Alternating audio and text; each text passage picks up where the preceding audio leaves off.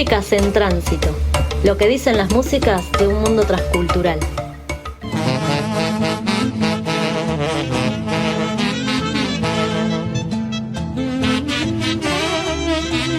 En las poblaciones matriciales y mestizas de nuestra América, existieron y existen identidades y experiencias otras en materia de género diferente a aquellas que propone la modernidad-colonialidad occidental. Estas, a pesar del genocidio y epistemicidio que significó la conquista, no solo se manifestaron y manifiestan en las formas en que se identifican las personas, sino también en las denominaciones de los instrumentos y sus roles en la producción musical, ya que estos también suelen ser identificados con nomenclaturas de género. Así, en muchas de nuestras músicas y ocasiones musicales y festivas es posible encontrar vigente y sonando concepciones y aspectos de esas otras identidades que emanan de la articulación y simultaneidad entre diversos horizontes históricos que se dan en Latinoamérica. La categoría música de gaita en Colombia agrupa diferentes músicas como el porro, la cumbia, el merengue, entre muchas otras, que tienen en común el uso de gaitas, un instrumento aerófono al que se le atribuye una procedencia indígena. De igual forma que muchos instrumentos en Latinoamérica, en la música de gaitas, los nombres dados a los instrumentos y los roles que estos asumen sugieren de forma bastante explícita concepciones acerca del género. En ese sentido existe la gaita hembra, que tiene 5 orificios y lleva la melodía, y la gaita macho, que tiene 1 o 2 orificios y que en relación complementaria va llenando los huecos que deja la hembra. Pero también existe la gaita corta o machi embreada, que tiene 6 orificios y su nombre se debe a que combina los roles musicales de la gaita macho y hembra, tratándose así de un instrumento hermafrodita que suele tener una tesitura relativamente más amplia y utilizarse como instrumento solista. ¿De qué nos hablan estos instrumentos? ¿Y cuál es la historia de esas denominaciones y los roles que asumen en estas músicas?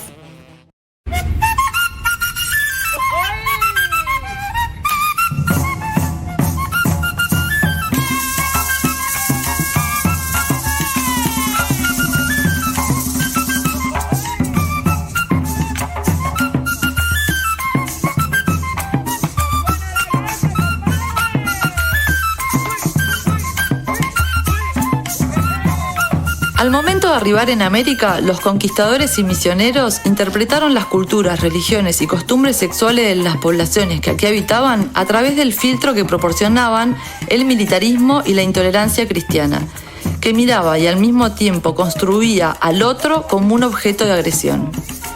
Es así que definieron y describieron a estas poblaciones como caníbales, salvajes, sodomitas, nudistas y adoradores del diablo, todo lo cual formaba parte de una campaña ideológica que los representaba e inventaba como animales. Esta era la prueba de que se encontraba bajo el dominio del diablo, lo que al mismo tiempo le permitía ocultar a los conquistadores la misión extractiva bajo la máscara de la misión civilizatoria de la conversión.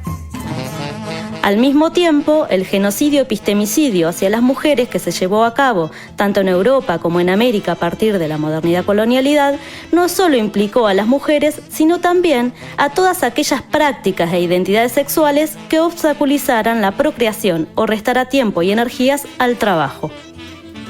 El intento de transformar las relaciones de género en relaciones de producción no solo requería reposicionar las relaciones de dominación sexual entre hombres y mujeres a través de una concepción binaria del género, sino también quebrar y destruir, depurar y neutralizar todo un universo de creencias, sujetos, identidades, prácticas y relaciones sociales y sexuales otras incompatibles con la disciplina del trabajo que se esperaba de los indígenas. Tal fue la persecución que, según Silvia Federici, los juicios por brujería brindan una lista aleccionadora de todas aquellas prácticas y formas de sexualidad que tanto en Europa como en los territorios americanos habían prevalecido hasta ese momento y que comenzaron a regularse o prohibirse en la medida en que fueran no productivas. La poligamia, la homosexualidad, la sodomía, el incesto, el transvestismo, el sexo entre jóvenes y viejos, el coito anal, la desnudez, la sexualidad pública y colectiva y, claro está, las danzas populares. Sin embargo, aunque no sabemos exactamente cuánto de exageración, fantasías y fabulaciones hay en las descripciones que realizaron los conquistadores sobre las prácticas culturales y sexuales de las poblaciones indígenas, sí podemos saber que algunas de esas costumbres sexuales eran aquí legítimas y habituales. De hecho, Rita Segato señala que aquí la transitividad de género era la norma, ya que los componentes del género eran en nuestra América y continúan siéndolo estratos móviles que componen a la persona como un rompecabezas bastante mutable, donde la masculinidad y la feminidad constituyen los dos polos de un continuum entre los cuales se da la posibilidad de tránsitos múltiples. Giuseppe Campuzano, quien investigó y escribió sobre la larga historia del transvestismo en Perú, advirtió a partir del estudio sobre la cerámica moche que en las poblaciones andinas que allí habitaron existía una identidad de personas que no se veían a sí mismas ni como mujeres ni como hombres. Se trataba de los Cariwarmi, una especie de chamanes encargados de establecer un nexo simbólico, una mediación, entre el mundo de lo natural y el de lo sobrenatural. Estas personas eran identificadas o mal identificadas prejuiciosamente por los españoles porque se pensaba a su ideología, a su mentalidad binaria del hombre hacia el espacio público y la mujer hacia el espacio privado, que el hecho de que hayan personas que fueran en contra de eso a partir de su cuerpo, de sus manierismos, de su comportamiento, era algo negativo, era algo incluso satánico, incluso pecaminoso. Hay mucho registro con mucha mirada prejuiciosa, pero hay dos cronistas específicamente que le van a quitar ese sesgo, no cristiano, pero sí el sesgo machista, no occidental, a las Cariwarmis o a estas poblaciones, que son Juan Santa Cruz Pachacuti y Guamampoma de Ayala. Ellos con sus crónicas van a denunciar los abusos, como decía, de la corona, y en esa denuncia van a registrar parte de los mitos, de las leyendas, de la cosmovisión que sus propias poblaciones ancestrales aún mantenían. Y de alguna u otra forma, las Cariwarmis van a meterse en ese cucho, en ese rito. En otra fuente del siglo XVI, una ordenanza aprobada por el gobierno colonial español, Campuzano encuentra una de las primeras proscripciones legales del transvestismo en el Perú, lo cual nos indica que durante la conquista estas identidades persistieron. Itén si algún indio condujere en hábito de india, o india en hábito de indio. Los dichos alcaldes los prendan y por la primera vez le den 100 azotes y los trasquilen públicamente. El obispo Martínez Compañón, quien recorrió en el siglo XVIII su diócesis del Trujillo de Perú, documentó en su códice, entre muchas otras cosas, las músicas y danzas de las haciendas del lugar, donde, según se sabe, confluyeron diferentes tradiciones y culturas subalternas. Allí, por ejemplo, en el folio E150, el obispo registra la danza de los parlampanes, danza de hombres vestidos de mujer, donde los hombres usan trajes típicos y bailan como lo hacían entonces las mujeres. Se trataba, según Campuzano, de una de las formas de travestismo ritual y las sucesivas castas de hombres-mujeres y sus funciones en las sociedades americanas. Prácticas parecidas a las que describía el obispo podemos encontrar actualmente en muchas ocasiones carnavalescas latinoamericanas, como en las farotas, músicas danzables que se desarrollan en el Carnaval de Barranquilla en Colombia, la fiesta de los negritos en Huancavelica o el baile de la tunantada en el propio Perú. Así es que hasta hoy permanecen enmascaradas por las representaciones ideológicas dominantes del género las constantes experiencias de circulación de los sujetos actores por los registros del género, es decir, la androginia y la fluidez que es inherente a la vida humana. Señor Julio Espíritu, ¿qué siente usted al bailar la tunantada? Ante todo, muy buenos días, señor periodista, con ese respeto que se merece, y me halaga bastante su pregunta. Bueno, el sentir es bastante, sería inferior decirle que es mío nada más, son de todas las personas de Huaripampa, netamente, que lo sentimos muy profundamente, puesto que nuestro cartel probablemente lo dice, cuna de tunanteros. Prácticamente somos los iniciadores de esta danza. ¿Desde cuándo usted está bailando la tunantada de Huaripampa? Bueno, en lo parte personal, que podría decirte del año 1975. 1975. Sí. ¿Y hasta cuándo piensa bailar la tunantada? Bueno, hasta que el Señor nos lleva o al menos algo pudiese pasar dentro del territorio. Ok, muy agradecido.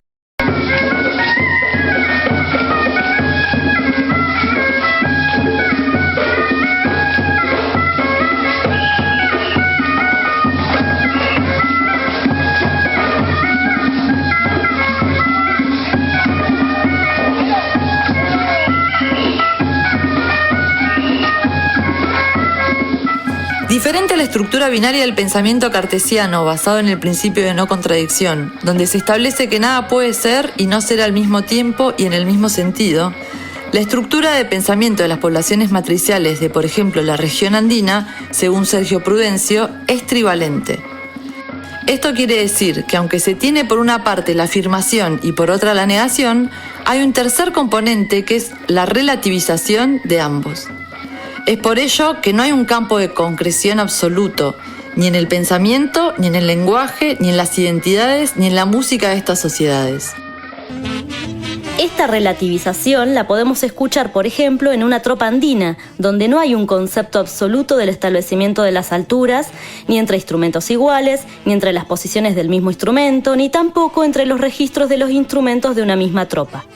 Es así que en estas músicas, en los sonidos, pero también en las concepciones acerca del género, podemos encontrar una predilección por el no determinismo y una mayor apertura a la variabilidad. Según Rita Segato, en el mundo pre-intrusión colonial eran más frecuentes las aberturas al tránsito y circulación entre estas posiciones de género que se encuentran enfrentadas en su equivalente moderno occidental. El género, para estas sociedades, constituía una dualidad jerárquica, lo cual tenía no solo implicancias para las relaciones entre hombres y mujeres, sino también para la percepción de la propia identidad sexogenérica individual de las personas. Es por eso que más que de una concepción binaria de la identidad que es masculina o femenina, se trataba de identidades que podían ser masculinas, femeninas, ambas al mismo tiempo, o por momentos una y por otros otra. Grupos como los Guarao de Venezuela, Cuna de Panamá, Guayaquís de Paraguay, Tríos de Surinam, Yabaés de Brasil, entre muchos otros, incluyen lenguajes y contemplan prácticas transgenéricas estabilizadas. Casamiento entre personas que Occidente considera del mismo sexo y otras transitividades de género bloqueadas por el sistema absolutamente enyesado de la colonial modernidad. Por todo esto es que podemos encontrar entre los instrumentos que conforman la tropa andina las zamponias marimachas. Estas reúnen los dos componentes arca e ira que representan los principios femenino y masculino en una sola zamponia, los cuales deben complementarse para formar la construcción de una idea musical, caracterizándose así por una mayor longitud y por poder producir mayor cantidad de sonidos. Basado en el principio de Ayllu, la totalidad andrógina para estas sociedades es más grande que la suma de sus partes femeninas y masculinas. Es siempre el campo de referencia más amplio. Así, en la dinámica del género, todo es hombre-mujer.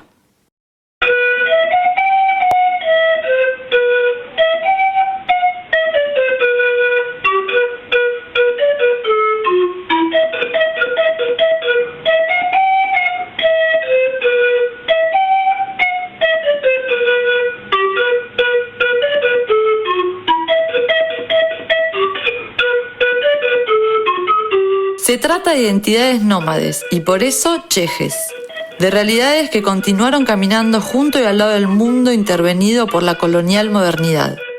Prácticas, identidades y sonoridades que ante el esencialismo, por no ser ni esto ni aquello, resultaron y resultan subversivas al orden de la modernidad colonialidad y a la lógica identitaria que concibe el mundo en el modo de la exclusión verdadero o falso, hombre o mujer, negro o blanco.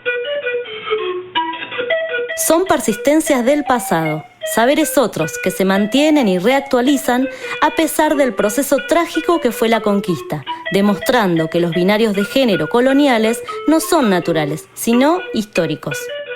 Se trata de relaciones otras y géneros intermedios que desde el musicar subvierten el orden patriarcal para recordarnos y demostrarnos que el respeto a la diversidad, así como otras formas de identidades y relaciones de género, son, fueron y pueden ser posibles.